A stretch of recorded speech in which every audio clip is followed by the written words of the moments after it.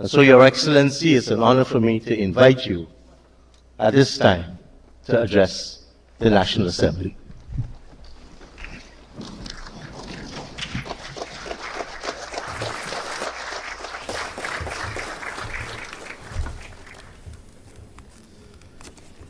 Mr. Speaker, today I'm here before you to unveil a comprehensive, brief understanding of the development trajectory for Guyana for the remaining years of this decade. A decade that is the most transformative and decisive in our nation's history. It is this decade that will irreversibly reshape the contours of Guyana's future. Bringing digital education to our population has already commenced under our government with the launch of several programs, including the One Guyana Digital Initiative, where more than 2,000 Guyanese are focused on front-end and back-end technology with job placement opportunities on completion of training. This training is done free of cost. The 150,000 Guyana Coders Initiative, the Guyana Coursera platform, which was launched in March 2024, now gives 400,000 of our citizens free access to 6,000 courses at an annual cost of $1.4 million US. The grant of more than 29,000 scholarships online through the GOLD program, valued at $2.9 billion in the last 3 years. Importantly, 21,000 of those receiving scholarship of the 29,000 are women.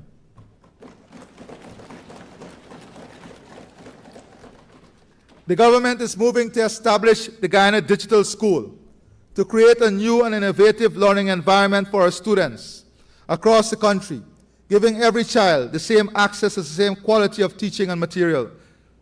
The digital school will be resourced like any brick and mortar facility, with the added benefit of using artificial intelligence to support the learning process. It will be equipped with the entire Guyana curriculum from nursery to grade 12, all textbooks and teaching materials online, tutors from country and AI to review assessments and generate development reports, online PTA meetings, online extracurricular activity. It will cater for teaching entrepreneurial, real-life skills and cultural classes, an electronic nursing and accounting school, remedial education in evenings and for adults, and most importantly, all the current assessment like NGSA and CXC. More importantly, in fulfilling our promise of ensuring our prosperity must rebound to the prosperity of this CARICOM region, this Guyana Digital School will also be available for CARICOM citizens.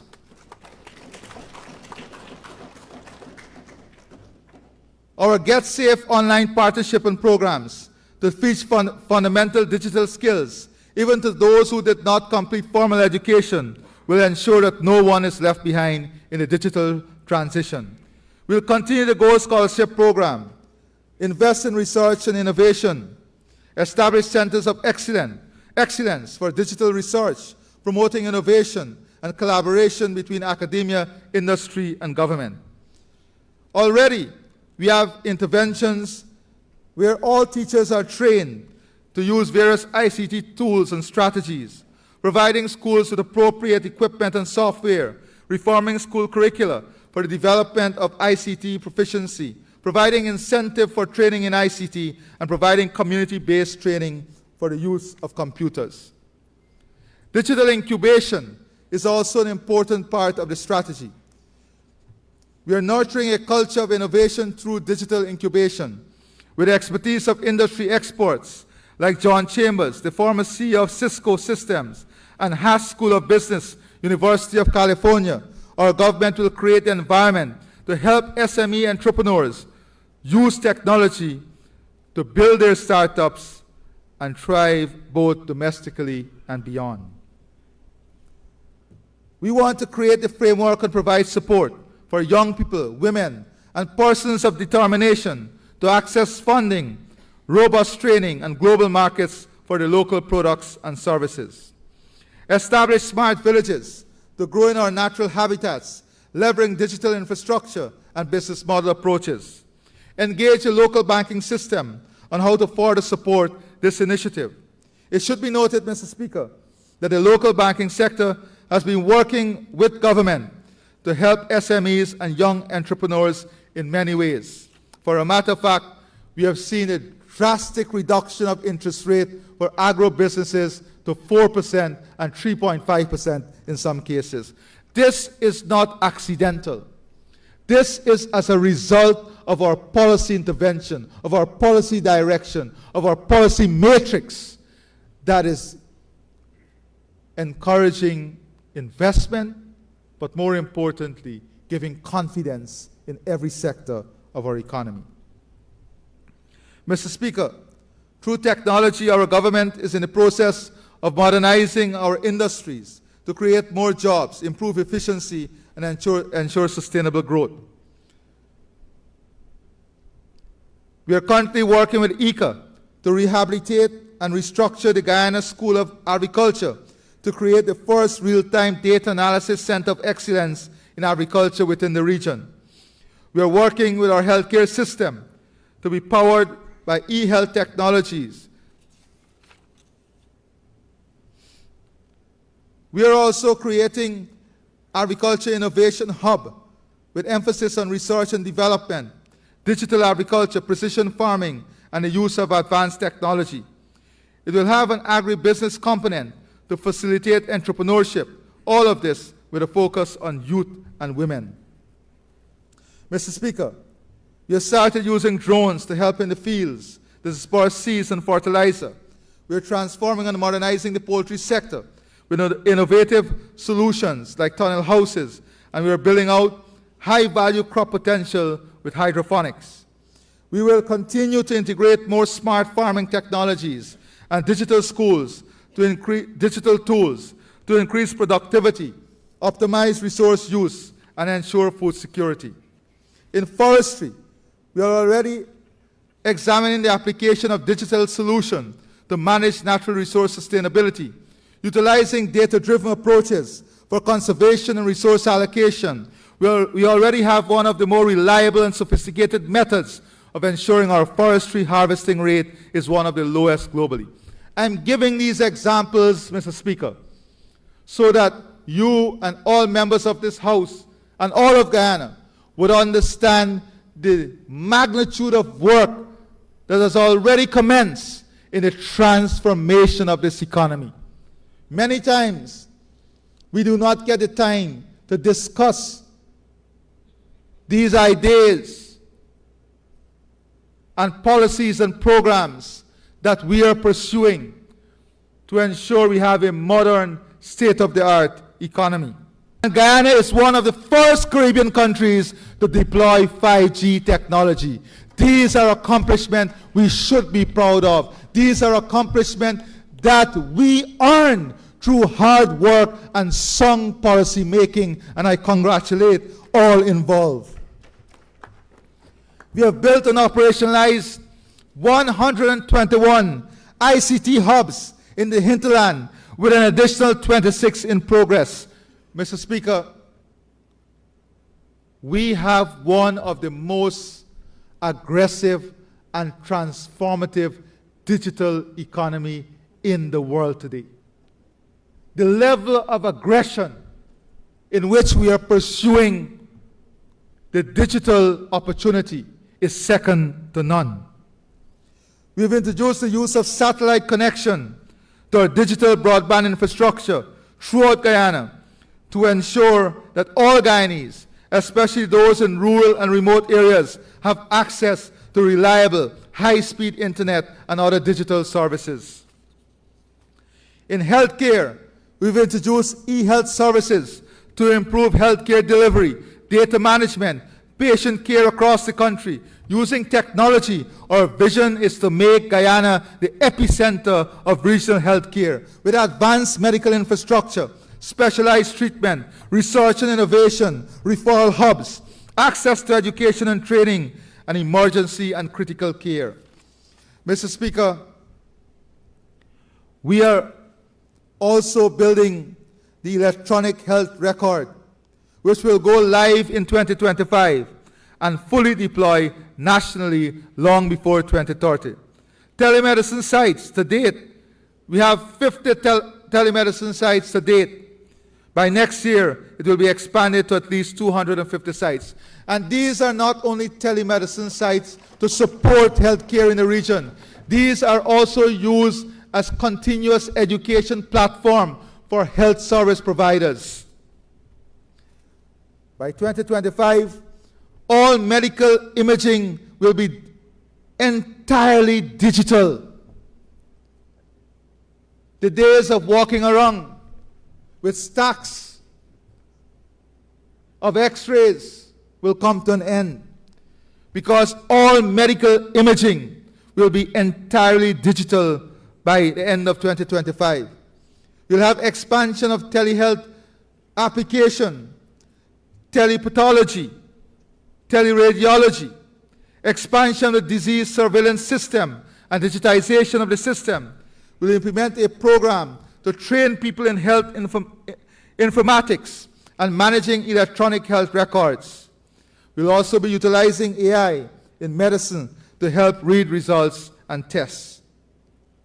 We are building digital leadership that will put us at the forefront of global innovation.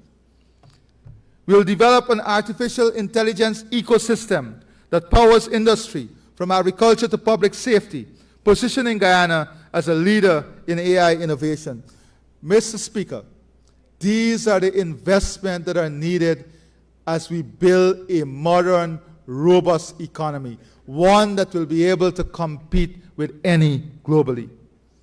Mr. Speaker, Guyana has commenced the mineral mapping project, and our model will be one of the first of its kind in the world, where artificial intelligence and traditional techniques will be used to create a highly detailed map for mineral exploration, first in the world. This will allow miners to continue their business sustainably and open up possibilities for the exploration of critical minerals, including new areas of opportunities. Mr. Speaker, today I want to talk to you also about the potential of data centers. With the reduction in the cost of energy and the availability of energy, this now becomes an opportunity for us. The creation of data centers that will help us to advance high-skilled, high-paying jobs. I propose we leverage our abundant energy resource to establish an AI data center. The global demand for AI and data processing is surging, as is the demand for electricity to power them. Guyana will benefit tremendously by using the electricity generated from our natural gas to power a world-class AI data center. I want to share the immense benefits that this development will bring to our country. Economic growth and job creation, strategic global and regional positioning, sustainable development and environmental benefits, because the energy from our powering our data center will be from natural gas, which is less polluting than the conventional forms of energy powering data centers. So we will have greener data centers established here. That is a competitive advantage that we will have. Mr. Speaker, more than 800 patients benefit annually from angiogram and stent. Over 17,000 children were screened at schools. 765 screened for hearing loss and assisted with hearing aid. We have decentralized dental services with 57 dental clinics across the country. New pathology lab through partnership with Mount Sinai and advanced technology has allowed us to reduce the waiting time for results from 3 months to 3 days. From 3 months to 3 days. Note carefully, Mr. Speaker, how we are choosing our partners. We are looking for the best in every area, because we want to deliver the best to our people. Mr. Speaker, we have expanded cervical screening and treatment, expanded breast and prostate cancer program, employed 3,000 registered nurses, 2,000 nursing assistants, and 1,000 more doctors. That is what we have delivered to ensure that you have improved access to health care. Our training capacity for nurses has increased from 150 to 1,500 annually. By 2028, University of West Indies School of Medicine campus will be part of the new state-of-the-art teaching hospital in New Amsterdam. We are focusing heavily on primary health care to ensure early detection, early care, public health education, and preventative care. This is part of the public health system to promote a healthier population. Mr. Speaker, in order to ensure our healthcare system, which by 2030 would also see us manufacturing and producing our own vaccines at home and for the region. In order to further promote a healthier population, I wish now to make the following announcement. As previously elaborated, we are already investing heavily in improving the public healthcare system and in incentivizing private investment in healthcare. Earlier this year, we announced the distribution of vouchers to support eye tests for school children, as well for pensioners, and to support the purchase of spectacles where needed. We also announced the distribution of vouchers to support women the age of 21 in obtaining a screening test for cervical cancer. I now wish to announce that we will be introducing in 2025 a universal healthcare voucher of $10,000 per child to help finance the cost of basic menu of tests, to establish baseline health data, and to identify early warning signals so preventative action can be taken to avoid the onset of the main non-communicable disease. We anticipate that this measure will benefit as many as 500,000 persons countrywide and will therefore constitute an investment of $5 billion in the health and well-being of our population. $10,000 per person. $10,000 per person. This universal health voucher would help us as we work to build a healthy, strong, and resilient population. We have already announced the write-off of outstanding student loans, which is expected to total $5 billion before the end of this year. We could ultimately see a total of as much of $18 billion written off by the end of its existence. Meanwhile, we have already introduced the Gold Scholarship Program, which has benefited 29,000 students and has brought university education into homes of every single Guyanese family with internet connectivity. I now wish to announce that we will be proceeding with the delivery of our manifesto commitment to provide free university education at the University of Guyana.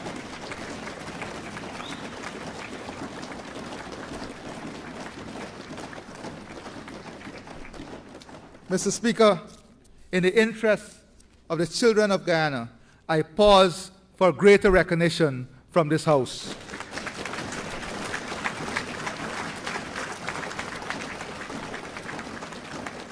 This House should understand the importance of education and the transformative nature of education. And we must send that signal loudly to every corner of this country.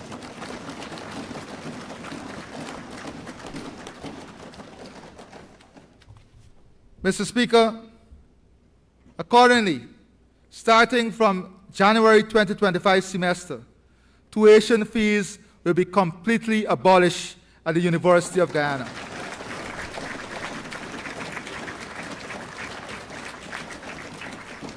This would continue the advancement of our human capital for a more prosperous future for our country and for all of the young people who will benefit from this initiative and their family. This measure will benefit in excess of 11,000 current students at UG immediately, and of course, all the new entrants in the future. The future belongs to all of these young people.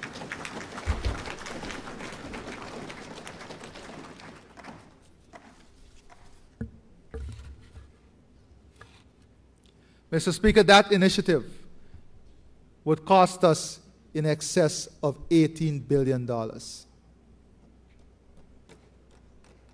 Today, I am pleased that with our investment over the last 4 years, we've achieved 76% of the 50,000 targeted house lots. Mr. Speaker, I recall when we first announced this target, many doubted us. The naysayers were there, but with hard work, dedication, commitment, and staying true to our promise, we have been able to deliver on this a difficult and ambitious task. The investment in housing has created wealth transfer, well over $100 billion. We have regularized 15 squatter settlements, built almost 2,100 new houses, with 1,500 additional houses under construction. We are now undertaking the ambitious task of developing the new city, Silica City, a city of innovation, green infrastructure, future planning, a city in which modern technology and innovation will form part of everyday living.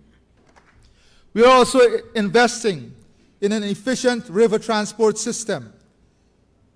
Not only the bridging of the Demerara River and the new 4-lane bridge across the Berbice River, the new bridge, the new Wisma Bridge, the hundreds of bridges we have constructed all across the country, including between Linden and Lethem. But we are also thinking long into the future.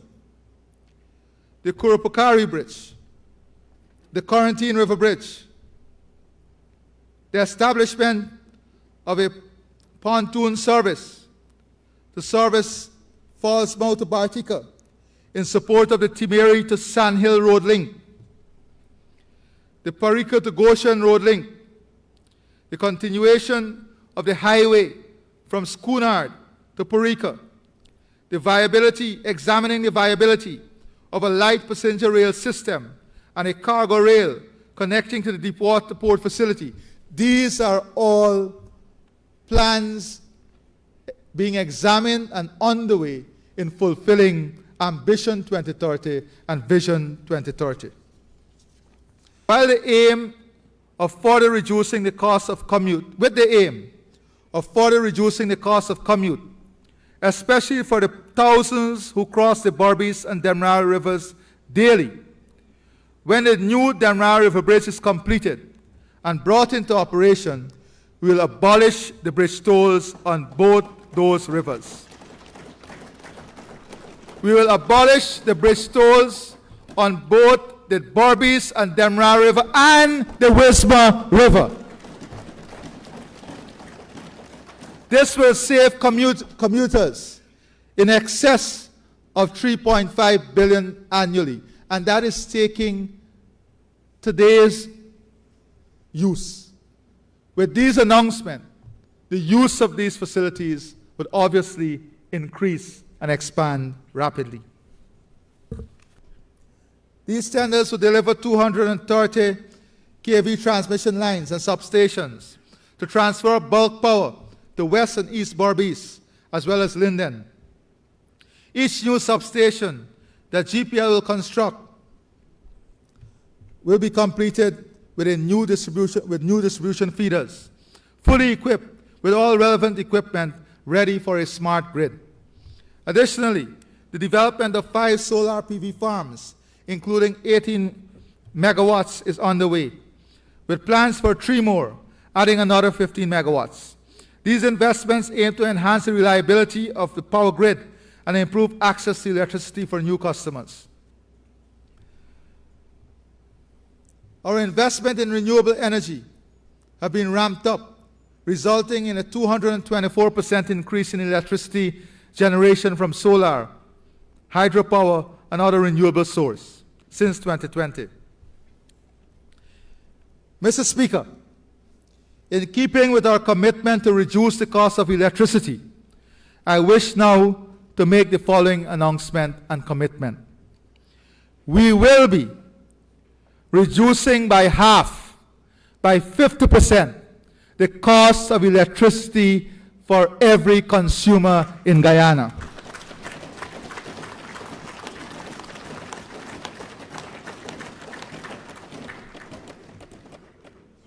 And this will be done long before the end of 2025. This investment will see savings in excess of $250 million US. This is an injection of $250 million US by the government of Guyana that will positively impact disposable income by the reduction in the cost of electricity. That is more than $50 billion back in the pockets of the Guyanese people. More than $50 billion back in the pockets of the Guyanese people. This is where the revenue is going. This is where the investment is being made. In the lives of people, in the comfort of people, in the disposable income. This is how prosperity is built. By enhancing livelihood, improving infrastructure, giving better access to housing, healthcare, education, delivering higher quality services, and empowering people and families. Mr. Speaker, I'm about 50% through. Our short-term strategy to use gas as a transition fuel to generate electricity, with the government of Guyana commissioning the 300 megawatt combined cycle plant in 2025, which will deliver generating costs at less than 5 US cents per kilowatt hour, is a major part of the energy transformation. The construction of the pipeline, integrated power NGL plant, transmission line, substation is progressing and is expected to be commissioned in 2025. We have advertised phase 2 of utilizing an additional 75 million units to fill the pipeline. By 2025, we project 300 megawatt of combined cycle power, delivering 2,600 gigawatts hour into the grid, sufficient to meet demand until augmented by phase 2 gas. The Wales Development Hub is an integral part in the energy equation and consumption. Looking ahead, the projection for the medium and long-term plan from 2025 and beyond are ambitious. The sector is on track to exceed 1 million barrels per day by 2027 and reach 1.5 million barrels per day by 2030, supported by 10 production facilities, 3 active development, and the recent definition of a 7th project, alongside several others in development. Of course, we have made our thinking very clear and public in relation to the 7 and future projects. There is no second-guessing our policy and thinking on these matters. Mr. Speaker, additionally, 2 gas-to-energy facilities are expected to be operational by 2030, along with the establishment of associated industry, both upstream and downstream. To prepare our workforce for the growing oil and gas sector, my government announced last year the construction of the Guyana Technical Training College at Port Morant, Berbice, an investment worth $120 million US. Since its announcement, construction has commenced and is projected to be completed by 2025. In the interim period, GTTCI has completed the commissioning of an on-land model FPSO called the Factor Simulator, which is a part of the upskilling efforts. The simulator results in annual savings of costs associated with training personnel in Canada. Mr. Speaker, it pleases me to announce that the Stabroek Rock operator, ExxonMobil, has communicated to the government its intention to make GTTCI a hub for FPSO skills training for operations across the globe. This news is a realization of our vision of making Guyana an education hub for the world. It pleases me to announce that Guyana has been approached by one of the world's leading ecotourism hotel operators, Kent and Abercrombie, to operate in Guyana. While discussions are still ongoing, this potential partnership signals to the world that the Guyana product is worth premium dollars. Mr. Speaker, I have no doubt that it will please you to hear that Guyana has been the recipient of the latter achievement awards for Best in Sustainable Tourism, the PATW Destination of the Year in Ecological Tourism, the PATW Travel Awards for Tourism Minister of the Year,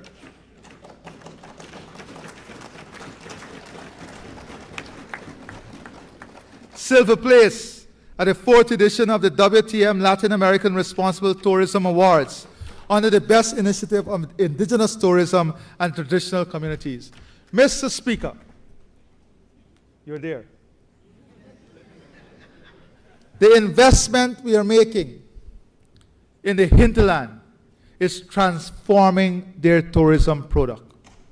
The quality of product, the offering, and all of this has been accelerated because of what the revenues from the LCDS has been able to do for those communities. Guyana has also received nominations for the Green Destination of the Year at the Caribbean Green Awards, the World Travel Award South America Responsible Tourism Award, the Leading Sustainable Destination by the World Sustainable Travel and Hospitality Award, and Iwakarama River Lodge was nominated as South America's Leading Eco Lodge at the WTM Responsible Tourism Awards. Visitor arrivals grew by almost 269% between 2020 and 2023. Our tourism vision targets 3 million persons passing through our economy by 2030.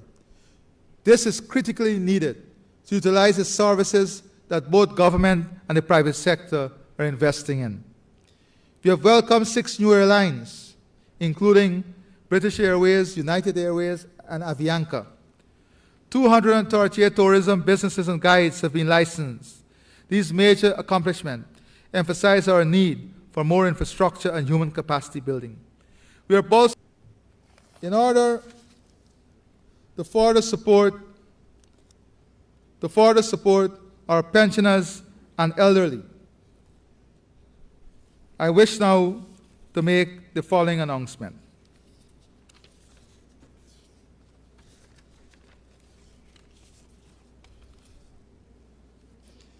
It will recall that we implemented earlier this year an increase in the minimum pension payable to pensions under the National Insurance Scheme from 35,000 to 43,000 monthly. However, in our interaction with communities across the country, especially pensioners and the elderly, we thought it necessary that we must and should do more. We recognize that a number of persons continue to face challenges accessing their benefits from the NIS. In order to address these, we have earmarked a sum of $10 billion as a one-off injection into the NIS to help address some of these challenges.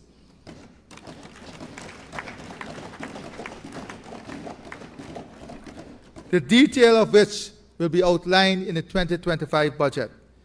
This, Mr. Speaker, would allow contributors who would not have met the requirement to benefit from an injection, a cash injection, that would support a better quality of living for them and allow them the opportunity of benefiting from their contribution. Mr. Speaker, from 2020 to present, we provided more than $28 billion in assistance to families in need through public assistance program and other support program. We have spent hundreds of millions of dollars in assistance to persons living with disability and in the construction of new learning and training lab. In further support to families and creating a child-friendly system, I wish now to make the following announcement. We have already been using interventions in our tax system to promote a number of policy objectives. In particular, we introduced mortgage interest relief to allow first-time homeowners who have mortgages on income tax deductible in relation to the interest expenses they incur annually on their mortgages. Similarly, we've introduced an income tax deductible in relation to the premiums paid by taxpayers for life and medical insurance. Those two measures have significantly increased the income tax threshold for persons benefiting from these two deductibles. In similar nature, I now wish to announce that we will be introducing next year a new income tax deductible under which each child entitled one of their parents to claim an additional deduction of $10,000 per month for the purpose of determining their chargeable income that is subject to income tax.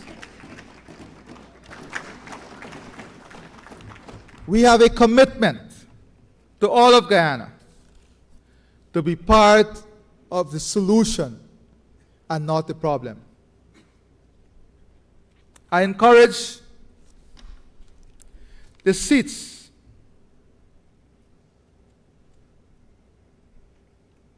that portrays emptiness today to join with us in creating a Guyana in which prosperity to every home must have a meaning,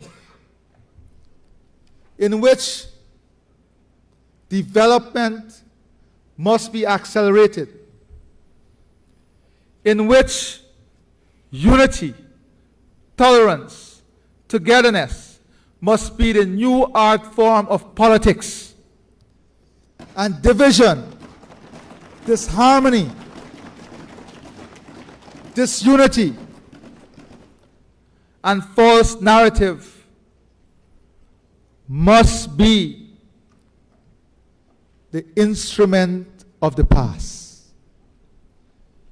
The new Guyana, this new era, requires thinking, requires constant analysis, but more importantly, requires hard work, commitment, trust, and faith in the government and people we serve. And this, Mr. Speaker, I assure you, are the characteristics we govern by. I thank you, and God bless all of you.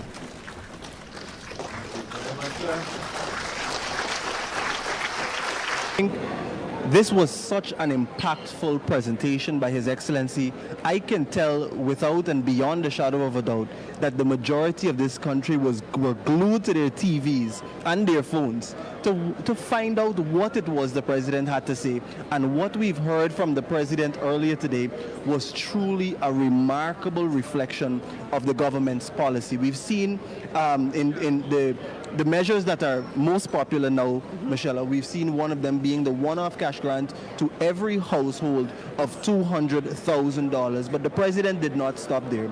We saw the announcement, of course, of making sure that there is a $10,000 per person health voucher that will be implemented in 2025, one of many other ventures that the government is taking to enhance and improve health services and the affordability of healthcare across the country. Michelle, this was a power-packed presentation.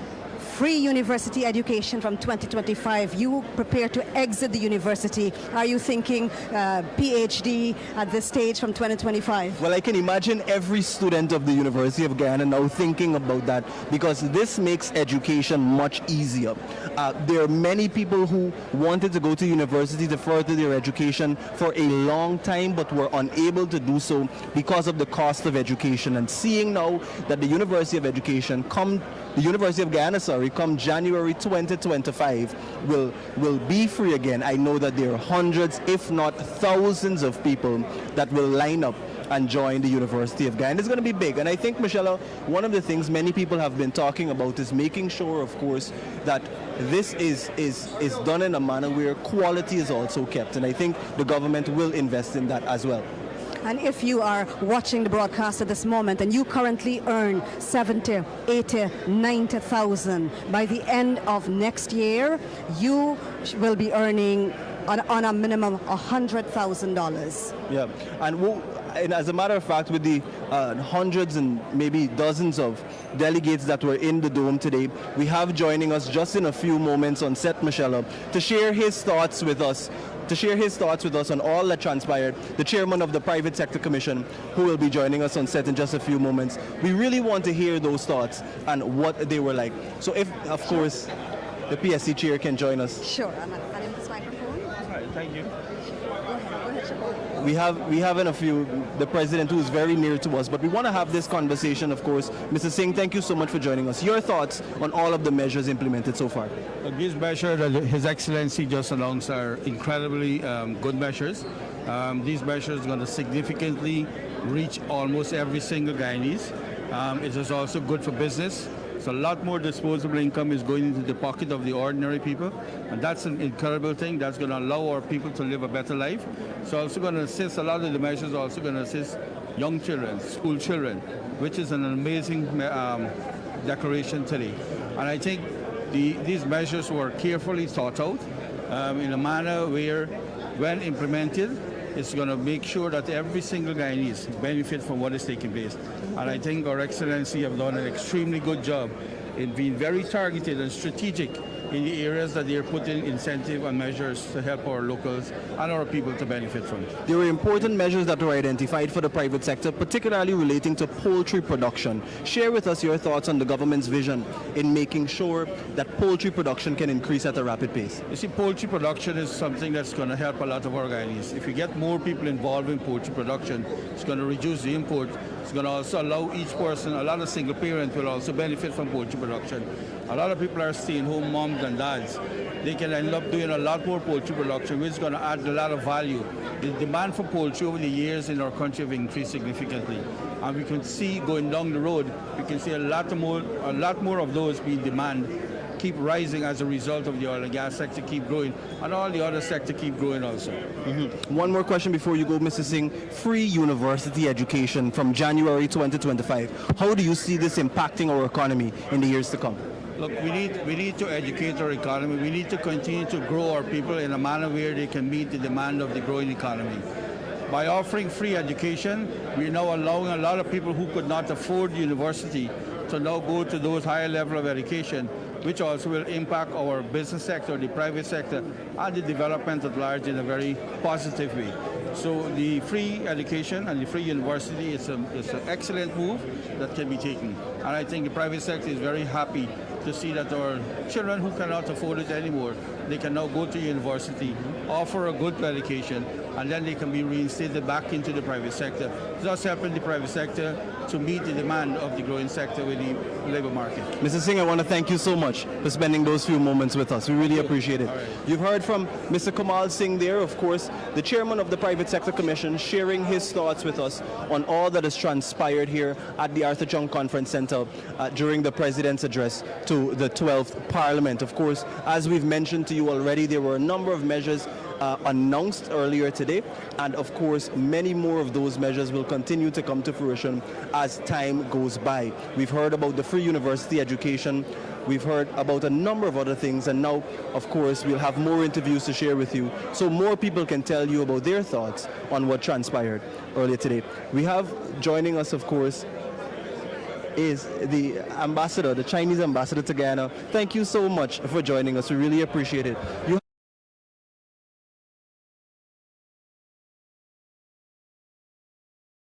It's very impressive. Congratulations to Guyanese government and the people on this achievement. And it's quite encouraging about this announcement for the future years. So I'm very, very happy for Guyanese people. I'm so proud for our great Guyanese friends. Yeah, a lot of announcements were made to encourage private investment, particularly, of course, from foreign investors coming in and supporting. How have you seen over the last few years these targeted measures support Chinese investors coming into the country and supporting our development here in Guyana? Yes, it's obvious that Chinese companies, they have interest, they have confidence in the development of Guyana. And at the embassy, at the ambassador, I'm also encouraging Chinese investors to come to find opportunities to have win-win cooperation. Mm-hmm. Yeah, all right. And finally, anything major that stood out to you in all of the measures? What was your the thing that you think will impact the economy here in Guyana the most? Any one of those measures? I think Guyana is a peaceful country, and the environment for business is good. And of course, we have this traditional friendship, and that's also an advantage for our cooperation. Definitely. Thank you so much, Ambassador, Thank you, for sharing thank you. those comments with us. We Again. really appreciate it. Thank you so much.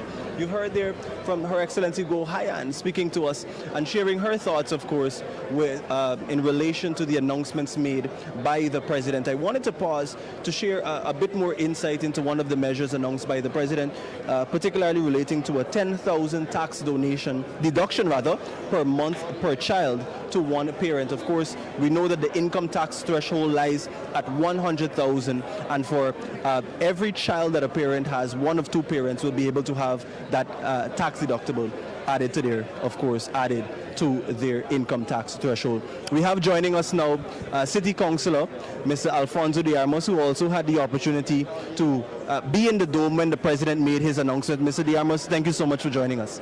Thanks for having me, Shikwan. Share with me from the jump your thoughts on all of the measures announced by the President today. Well, to begin with, I'm very enthusiastic about all the measures that were implemented. One that I'm particularly excited about, well, of course, is the 200,000 one-off cash grant, which I think is very well calibrated to sort of avoid continued inflation, Yeah. but also the rise in income tax threshold.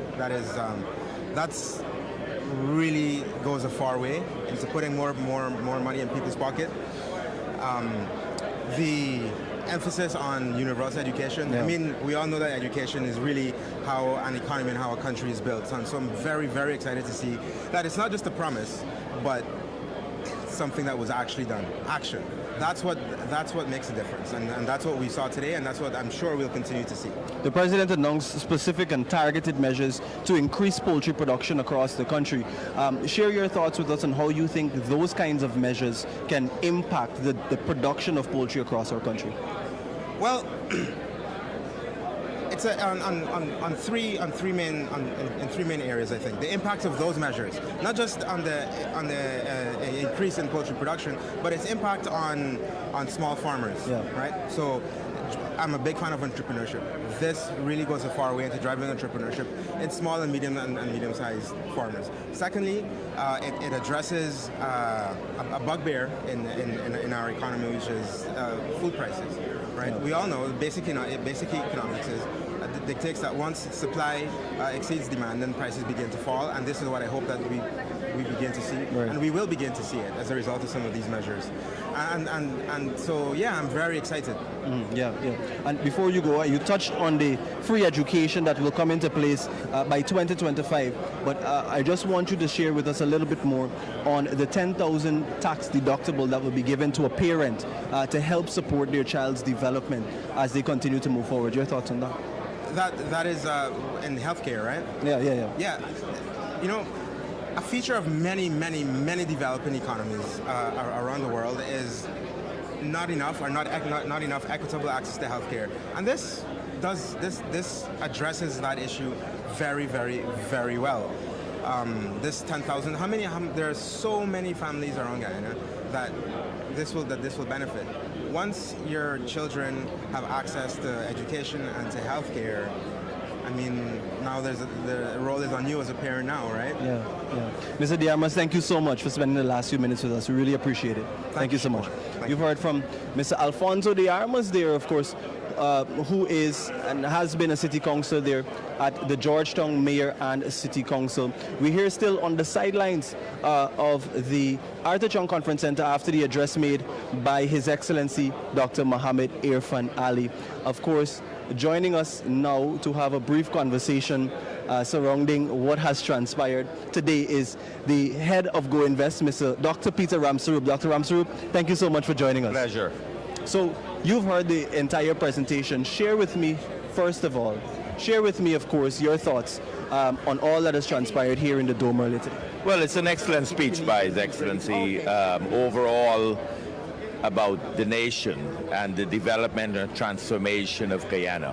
When you listen from education to infrastructure to investments, as a citizen, if I just speak on my behalf, I'm excited. You know, there's a lot to look forward to in development across Guyana. Every Guyanese gets a chance to benefit from what he outlined, and that's not even 2025 budget yet. And so I believe the infrastructure changes, the excitement that he portrayed in how we are moving, and then the influx of investments coming in that will add to all of that. The tax-free zones across the country in different sectors, different incentives that he has also announced in his speech today will drive an economic boom, and the second wave will hit faster than I even thought it would be. Yes.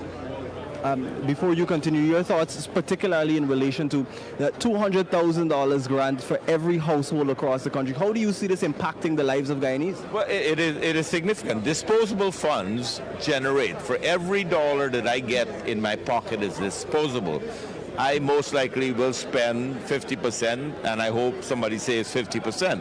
So that money then recycles throughout the economy. Money makes money. And that's what's so exciting, the fact that now, as the holidays come up, you can plan your budget, you can plan what you're going to do for your children, you can look for a down payment on your land. So there's so many opportunities that I believe people have to think that this is just the first step. There's so many much more incentives that as citizens we will get, that we just got to take it, grab it, and work with it, as the President said. Dr. Ramsaroop, I want to thank you so much for spending the last few minutes with us. Thank you. You've heard from Dr. Peter Ramsaroop there, the head of Go Invest, Chief Investment Officer, sharing his thoughts with us on all that the President has announced. If you're just joining us here, we're at the Arthur Chung Conference Center having conversations, particularly in relation to what the President has announced so far. Michelle, the people who have been in the Dome and have been listening to the President's speeches are truly amazed at all that has been presented so far. But it's not just the people here in the special sitting or in the overflow in the foyer at the Arthur Chung Conference Center. It is people across our 10 administrative regions, every category of citizen, you name it.